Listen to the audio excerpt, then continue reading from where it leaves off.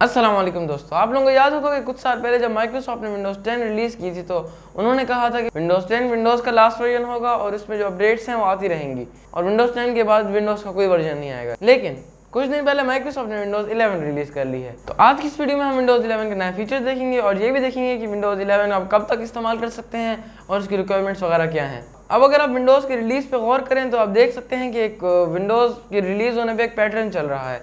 जैसे Windows XP जो थी वो अच्छी थी, उसके बाद विंडोज़ विस्टा आई जो लोगों को पसंद नहीं आई, उसके बाद विंडोज़ 7 अच्छी थी, विंडोज़ 8 अच्छी बिल्कुल नहीं थी, उसके बाद विंडोज़ 10 अच्छी थी और विंडोज़ 11 अब इसका नहीं पता कि माइक्रोसॉफ्ट इस पैटर्न को तोड़ देता है या फिर यही पैटर्न कंटिन्यू रखता है। चलिए इन बातों को छोड़े और अब देखते हैं कि विंडोज़ 11 के अंदर कौन से नए फीचर्स हैं। सबसे बड़ा जो विंडोज़ में चेंज आया है वो उसकी लुक और उसके अपीयरेंस का है। अब इसका जो इंटरफेस है वो बहुत यूजर फ्रेंडली है। विंडोज़ 11 में आपको जो बड़ा चेंज नजर आएगा वो ये है कि टास्क बार है वो अब बीच में आ गया है। जो टास्क बार के आइकन है वो पहले लेफ्ट साइड पे होते थे और अब वो सारे आइकन मिडिल में आ गए हैं, बिल्कुल वैसे ही जैसे मैक पे होता है। अगर आप मैक यूजर हैं और अब मैक से विंडोज़ में आ रहे हैं तो आपके लिए ये बहुत अच्छा होगा। और लेकिन आप विंडोज़ यूज़र हैं तो कुछ विंडोज़ यूज़र को ये फीचर पसंद आएगा और कुछ वापस से लेफ्ट साइड पे कर लेंगे। अब इसमें ये और फीचर है कि आप टास्क बार को लेफ्ट साइड पे ले आएं। अब दूसरी बात ये है कि जो टास्क बार है उसकी लोकेशन बॉटम पे फिक्स हो गई है।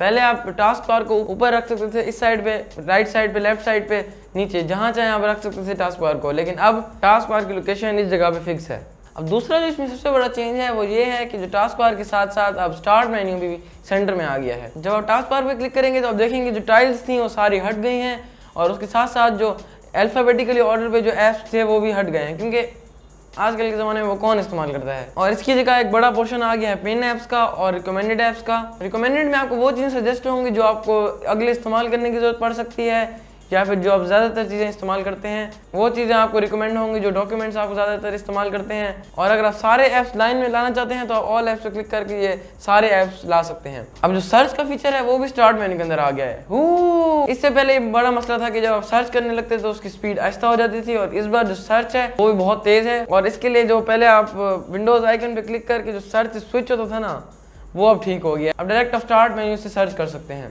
अब तक तो आपको पता चल गया होगा कि विंडोज़ 11 की एक नई लुक है।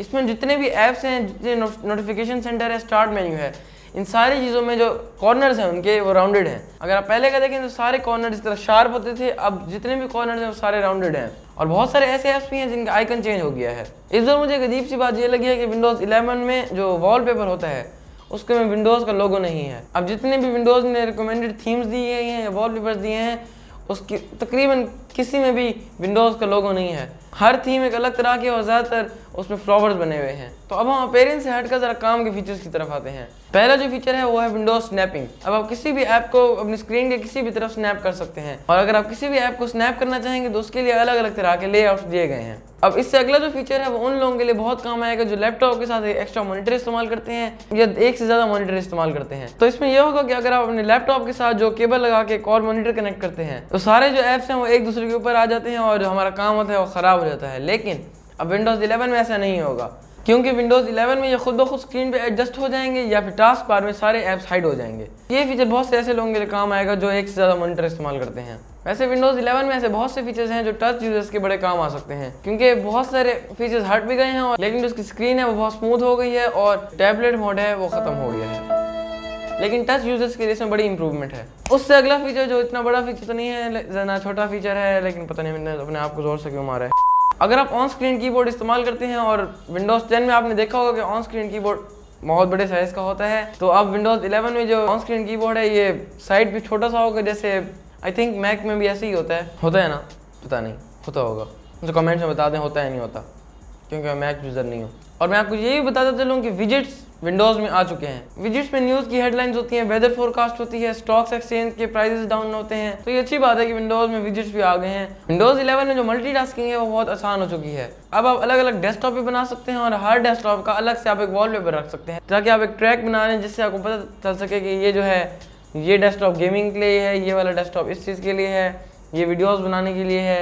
अलग अलग चीज़ें कर सकते हो। ऐसे डेस्कटॉप से ज़रा आपको अंदाजा सही हो जाता है। और अब आप इन अलग अलग डेस्कटॉप्स के दरमियान आराम से स्विच हो सकते हैं, क्योंकि जो मल्टीपल डेस्कटॉप्स का बटन है वो बिल्कुल टास्क बार के बीच में आ गया है, इसलिए उस बटन पर क्लिक करके आराम से इन चीज़ों को एक्सेस कर सकते हैं। इसके बाद एक और जो बहुत बड़ा चेंज है वो है माइक्रोसॉफ्ट टीम्स का। माइक्रोसॉफ्ट टीम्स जो आप इस्तेमाल करते होंगे वो ज़्यादातर आप ग्रुप मीटिंग्स के लिए इस्तेमाल करते होंगे, कोई बिजनेस मीटिंग्स हो, जैसे पेंडेमिक में बहुत सारी ऑनलाइन क्लासेस हुई हैं, इन चीज़ों के लिए आप माइक्रोसॉफ्ट टीम्स इस्तेमाल करते हैं। लेकिन अब विंडोज 11 में जो माइक्रोसॉफ्ट टीम्स है वो आपके टास्क बार के बिल्कुल सेंटर में, सारे ऐप्स के सेंटर में है, और आप माइक्रोसॉफ्ट टीम्स से चैटिंग भी कर सकते हैं। और जैसे स्काइप भी विंडोज का है और माइक्रोसॉफ्ट टीम्स भी, लेकिन इस बार मुझे लगता है कि माइक्रोसॉफ्ट चाहता है कि लोग माइक्रोसॉफ्ट टीम्स ज़्यादा इस्तेमाल करें। अब आप माइक्रोसॉफ्ट टीम में किसी से भी आराम से चैट कर सकते हैं, और वीडियो कॉल्स, वॉइस कॉल्स, ये सारी चीज़ें इसमें हो सकती हैं। अगर आपको ये वीडियो अच्छी लग रही है तो इस चैनल को सब्सक्राइब करें, क्योंकि आगे मैं आपको कुछ और भी बड़े फीचर्स के बारे में बताने जा रहा हूँ।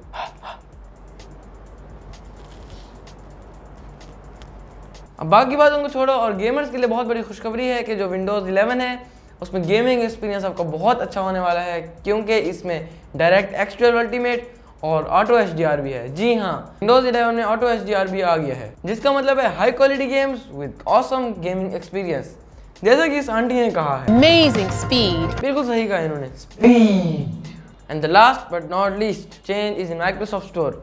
जी, माइक्रोसॉफ्ट स्टोर में बहुत सारे चेंजेस आए हैं। एक तो माइक्रोसॉफ्ट स्टोर का इंटरफेस पहले से बहुत अच्छा है, और दूसरा ये कि आप विंडोज 11 में आप एंड्रॉयड ऐप्स भी डाउनलोड कर सकते हैं। अभी आप इस तरह कर सकते हैं कि माइक्रोसॉफ्ट स्टोर में किसी भी ऐप का नाम सर्च करें, जैसे टिकटॉक में सर्च करता हूँ, तो इस जगह से आप जब उस ऐप पे क्लिक करेंगे, जो भी एंड्रॉयड ऐप होगा वो अमेजॉन ऐप स्टोर में खुल जाएगा। मतलब होगा वो माइक्रोसॉफ्ट स्टोर में, लेकिन वो डाउनलोड हो रहा होगा अमेजॉन ऐप स्टोर के जरिए, जिसमें माइक्रोसॉफ्ट ने इस्तेमाल किया है इंटेल ब्रिज टेक्नोलॉजी, जिससे आपको बहुत स्मूथ एक्सपीरियंस मिलेगा और कोई लैगिंग वगैरह नहीं होगी। अब आप ये बात याद रखें कि आप कोई भी एंड्रॉयड ऐप डाउनलोड करते हैं तो अब वो अमेजॉन ऐप स्टोर के जरिए हो रहा है, इसलिए आपको आपके जो अमेजॉन का अकाउंट है उसमें आपको साइन इन करना पड़ेगा। और इन एंड्रॉयड ऐप्स में सारे फीचर्स होंगे जो किसी भी आम ऐप्स में होते हैं, जैसे कि किसी भी ऐप को स्नैप करना और वगैरह वगैरह।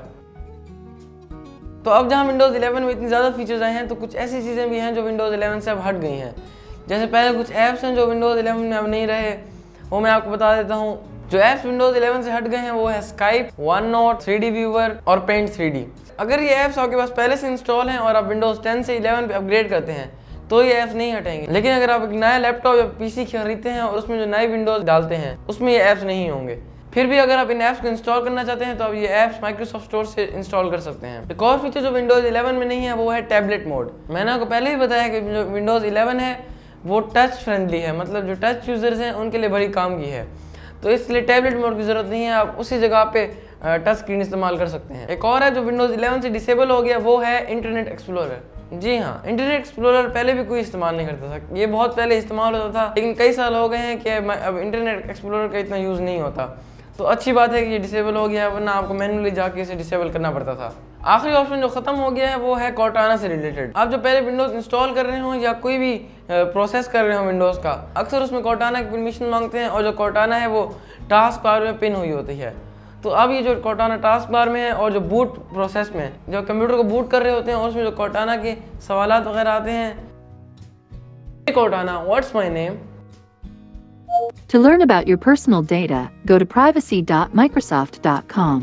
आप खुद ही बताओ, कोई तुक बनती है इस तरह? भाई नाम पूछा है बता दे, बिक्सबी से पूछो, गूगल असिस्टेंट से पूछो, सिरी से पूछो, जिससे पूछो आपका नाम बता देते हैं। और कॉर्टाना को देखें, to learn about your personal data please visit this website. ये वो फीचर्स थे जो रिमूव हो रहे हैं और जो नए फीचर्स आ रहे हैं। अब सवाल ये आता है कि विंडोज़ 11 कब रिलीज़ हो रही है, तो इसका भी कोई माइक्रोसॉफ्ट ने कोई एग्जैक्ट डेट तो नहीं दी, लेकिन माइक्रोसॉफ्ट ने ये कहा है कि विंडोज़ 11 इस साल 2021 के आखिर में रिलीज़ होगी या फिर 2022 की बिल्कुल शुरू में रिलीज़ हो जाएगी। और अगर आप विंडोज़ 10 कंटिन्यू यूज़ करना चाहते हैं तो वो उसमें भी कोई प्रॉब्लम नहीं, क्योंकि माइक्रोसॉफ्ट की तरफ से विंडोज़ 10 की जो एक्सपायरी डेट है जिसमें उसकी सपोर्ट्स वगैरह आना बंद हो जाएंगी, वो होगा 2025 तक। तो तब तक आप विंडोज़ 10 आराम से इस्तेमाल कर सकते हैं, क्योंकि विंडोज़ 11 आ रही भी इस साल के बिल्कुल आखिर में है। अब बहुत से लोगों के जहनों में ये सवाल होगा कि विंडोज़ 11 जो है वो पेड है या फ्री। तो इस मामले में माइक्रोसॉफ्ट ने तो कोई अभी वाज़ेह बात नहीं की, लेकिन मेरा अंदाज़ा है कि विंडोज़ 11 जो है वो फ्री होगी कुछ अर्से के लिए शायद, क्योंकि जो विंडोज़ 10 थी जब वो रिलीज़ हुई थी तो माइक्रोसॉफ्ट चाहता था कि जो विंडोज़ 7 या 8 पे लोग हैं वो विंडोज़ 10 पे आ जाएं। तो मुझे लगता है कि इस बार भी माइक्रोसॉफ्ट जीत चाहेगा। जो लोग पुरानी विंडोज़ 10 इस्तेमाल कर रहे हैं वो फ्री में अपग्रेड कर सकते हैं, और जो नए खरीदते हैं उनका मुझे पता नहीं, वो शायद पेड हो। अब एक और सवाल आपके जहन में ये होगा कि विंडोज़ 11 की रिक्वायरमेंट्स क्या हैं। तो जो रिक्वायरमेंट्स हैं वो यहाँ आपको स्क्रीन पर नज़र आ रही होंगी, या वीडियो स्टॉप करके इन रिक्वायरमेंट्स को देख सकते हैं। और अगर आप माइक्रोसॉफ्ट की वेबसाइट पे जाएं तो उन्होंने आपको एक ऐप रिकमेंड किया है जिससे आप चेक कर सकते हैं कि आपको जो कंप्यूटर है वो विंडोज़ 11 सपोर्ट कर सकता है या नहीं। इस ऐप का नाम है पीसी हेल्थ चेकर। इसकी लिंक मैं आपको डिस्क्रिप्शन में दे दूंगा। जिन लोगों ने यहाँ तक वीडियो देख ली है उनके लिए विंडोज़ 11 की स्टार्टिंग साउंड। वैसे मैं आपको एक आपस की बात बताऊँ, इस बार जो इवेंट हुआ है ना विंडोज़ 11 का, कोई मज़े का नहीं था। आप देखिए बंदा इस तरह बोलता है टुडे इज़, जैसे वो सब कुछ भूल गया हो। सही बात है ना, सही कह रहा हूँ ना मैं। और मुझे ये भी याद है कि आपने अभी तक सब्सक्राइब नहीं किया यार, तो सब्सक्राइब करो। अगर आपको वीडियो अच्छी लगी तो इस वीडियो को लाइक करें, और अगर आपको वीडियो अच्छी नहीं भी लगी तो फिर भी इसे लाइक करें, और मेरे चैनल को सब्सक्राइब करें और साथ ही बेल आइकन को दबाएं ताकि आपके पास मेरी हर वीडियो सबसे पहले पहुंचे। तो